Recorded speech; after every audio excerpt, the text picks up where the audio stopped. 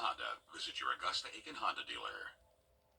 Parker's Kitchen is my new daily coffee stop. Gourmet beans are freshly ground for every cup. Get your own cup of great tasting, freshly brewed coffee at Parker's Kitchen. Live from Augusta, you're watching News 1226 this morning. A peek ahead into your morning. Paratransit in Augusta is under a microscope.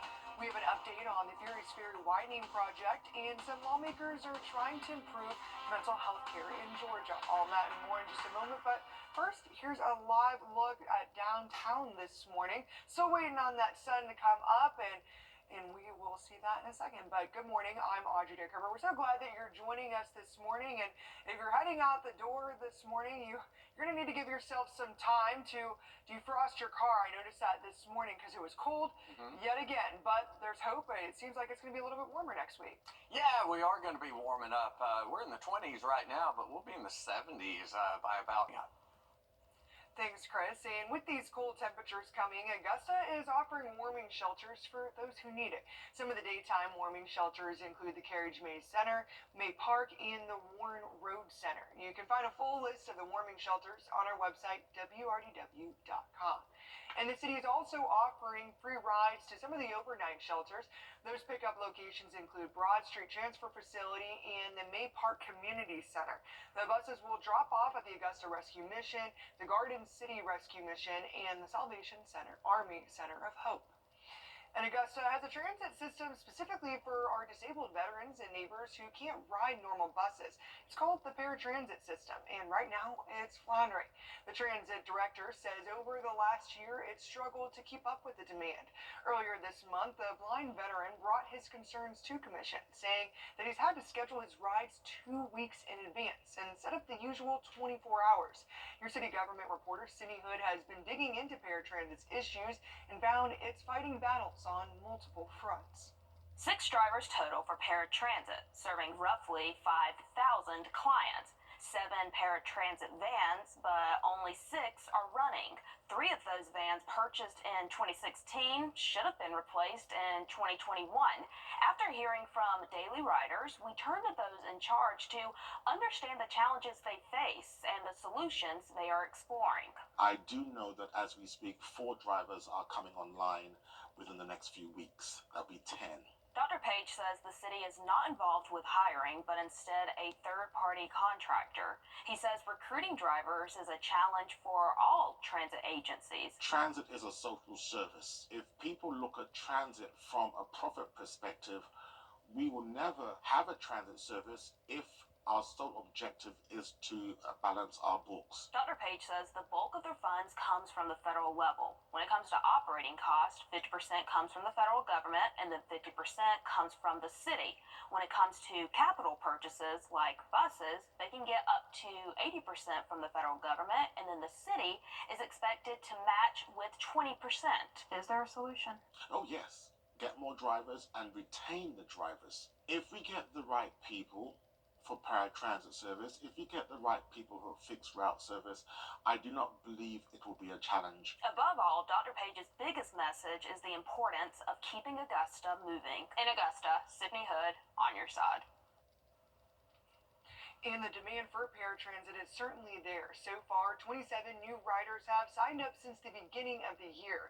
Last year, 261 riders signed up or recertified their status, which is required every 3 years. And drivers have been dealing with construction on Furious Ferry Road since 2021. Well, the last time we checked in with the engineering department, they told us to expect the project to be finished in 2026, and also said the project is 75 to 80% complete. Your Hallie Turner has the latest on this massive project. Well, construction projects like this affect a lot of people, and not just the ones who live in Columbia County. Priscilla Riley drives Furious Ferry Road every day. Oh, I feel like I live in LA. My friends who live in the West Coast, we talk about traffic, and I'm like, oh yeah, an hour commute's normal to me. Timing is everything for her family. And I have to be very intentional on my timeline when it comes to leaving in the morning to get her to school and then turn around and actually cross back over to get downtown, or especially the afternoons. Columbia County Engineering Services Director Kyle Titus says with a project of this size, there's a lot more happening than what you see from the driver's seat. To date, the utility relocations have been the bulk of the work, and that's substantially completed. They're doing a lot of base installation, so putting down rock, putting down the first course of asphalt, storm drainage. They're switching lanes. So that's where we are now. And some sections are farther along than others. The big lift in the immediate is going to be switching lanes at Southern Pines Drive. There's a big culvert right there, Reed Creek. So they're scheduling and planning that now. We will likely have to shut down Southern Pines Drive for a weekend. But with 75% of the project complete, Titus says the end is in sight. It's going to flow really well when it's done, and it has been inconvenient for most of the travelers along that corridor, but it's going to really cut loose when it's done. It's all about perspective for those like Riley who see this every day. It's a short-term inconvenience, right, for a long-term goal, right, to grow the right way. Well, right now, workers are finishing up the bulk of Fury's Ferry, and next up is the roundabout at Hardy McManus Road, with the entire project wrapping up mid to next summer. So if you want to know why this 4-year project is turning into 5, well, rainy days like today are your answer. And thousands of people across the country and in South Carolina took part in a social media movement called Not My President's Day. In Greenville, about a couple 113. This week, Senate Republicans, lawmakers, and advocates blocked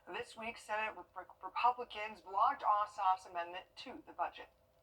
And lawmakers and advocates were at the Georgia Capitol asking the state to do better when it comes to access to mental health care. Georgia ranks 48th out of 50 for access to health care, resources, and insurance. Your Georgia State House reporter, Abby Kasoris, explains what providers, patients, and lawmakers want to see done and to really connect people with the services that they need. According to the National Alliance for Mental Illness, 1.4 million Georgians have a mental health condition. More than half didn't receive treatment last year, most citing costs. It's like $250 an hour. I guess I won't get help, right? Malika Holloway says she's glad she found another option. Her therapist, Jonathan Tucker, helped her when she was a danger to herself. The saying is, if it don't make dollars, it don't make sense. And as we're continuing trying to monetize various things, if we're not seeing money come from it, then there's not a rush to deal with it. Tucker is one of the state's 14,000 trained mental health professionals. He says many people don't know they can file a complaint to get insurance coverage under the Georgia Mental Health Parity Act. When it was passed in 2022, the Mental Health Parity Act was seen as a huge win, making sure that insurance companies cover mental health and substance abuse like they would a broken arm or chemotherapy treatments. But talking with people today, they say it's not happening. State Representative Mary Margaret Oliver co-authored the legislation. She says it needs teeth. The insurance industry is blocking too many reforms that we need to move forward with. At the Carter Center's Mental Health Parity Day, Oliver announcing incoming legislation to require insurance companies enforce parity. We have some catch-up to do. Carter Center Mental Health Program Director Eve Bird says to advance mental health care policy, Georgians need to know their rights. They're going door to door with a new campaign. Our work will not be over until every Georgian knows that it is that if they have public or private health insurance, they have coverage for their mental health treatment, and their insurer is covering the health of their mind on par with the rest of their body. It's in line with her founder's goal. Rosalind Carter, a champion for mental health parity. It's like unacceptable. And to know that people, they don't know and they don't have access, they can't afford it. The Carter Center says their latest campaign will focus on underserved communities, especially talking to women who make healthcare decisions for their whole family. Last year, a campaign in Albany and Savannah meant that other families were signed up for critical care. In Atlanta, I'm Abby Kasoris. And a Georgia port is now the busiest in the country when it comes to roll-on, roll-off cargo or vehicles, but it's not able to run at full capacity. Brunswick is designed to be 38 feet deep, but currently sits under 35 feet. The last time it was deepened was in 2007. Georgia Representative Mike Collins says it needs to be fixed. And that way we can make sure that we are the most productive and efficient port that we can be. Because right now, these ships, they can't come in at full capacity. And so we need to fix that. And we're going to do that in short order. I believe in once we figure out what the solution is, we need to go ahead and implement that. For the dredging to be completed to deepen the port, a budget needs to be approved by Congress, but they've not yet been able to agree.